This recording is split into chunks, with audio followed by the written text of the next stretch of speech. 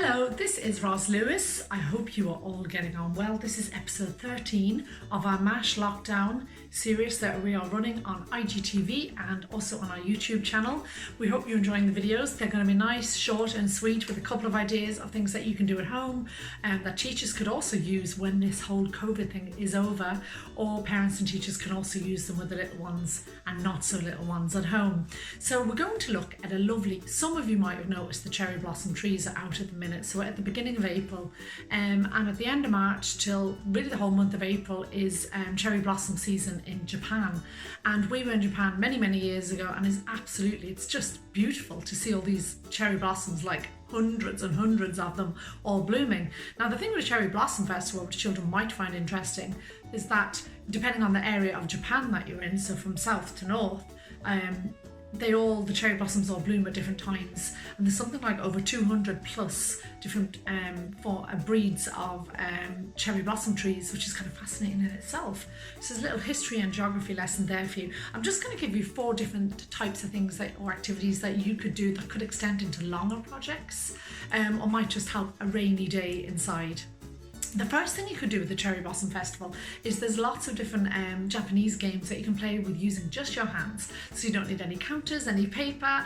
It's just a very simple game. I will put all the links up to these from the websites that I got these ideas from. So you can play the chopsticks game, which apparently is a very traditional Japanese game for children that they play. And then another game that you can play with, it's called 5 bean bags. Now you don't need bean bags, you could roll up socks or anything that you like. So you could just play traditional Japanese games. The second thing that you could do is look at that forecast tool that I was telling you about. So it's on japan-guide.com, and it forecasts exactly the dates when the cherry blossom tree season starts in different areas, so Tokyo, Kyoto, and it tells you roughly when they're ending. So you only get, I think it's 10 days or maybe a week or 2 weeks of when the cherry blossom is in season in a specific part of Japan. That's very interesting. You can see it live as you go on, it's updated. Now, sadly enough, obviously during COVID, there's nobody going out to see cherry blossom trees as much. Typically it's the biggest part of the calendar for Japanese people, so they have lots of festivals and they have lots of parties and illuminations that they've all obviously had to be postponed until next year. So until then, you'll be able to go and look up the actual cherry blossom trees are still going despite COVID.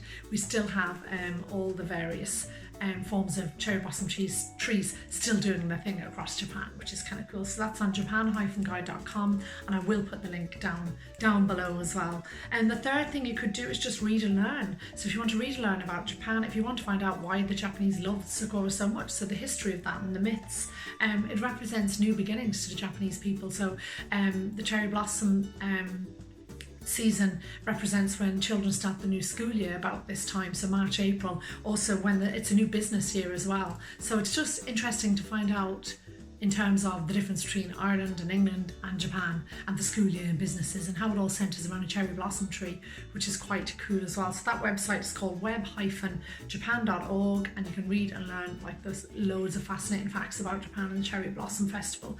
The fourth thing you could do is a much loved website that has been doing the rounds everywhere, and deservedly so. It's called GetEpic.com, and it is a big reading website. You'll get books of any sort, and it's free during the COVID-19 outbreak. You'll also get podcasts for children, you'll also get audiobooks, read alouds for children, and the books you can group them according to age, from age 0, like a baby, up to the age 12. Now they are online, they're digital books, but you type in Japan, you'll come up with loads of different type of non-fiction and fiction books on Japan and the cherry blossom tree. And the book that I looked up on Japan also has a quiz, an interactive quiz at the end to see how much you've been paying attention. So if you wanted to start an extended or dip your toes very slightly into the Japanese theme or into the cherry blossom tree theme, now is the time to do it. The month of April is the ideal time to do it.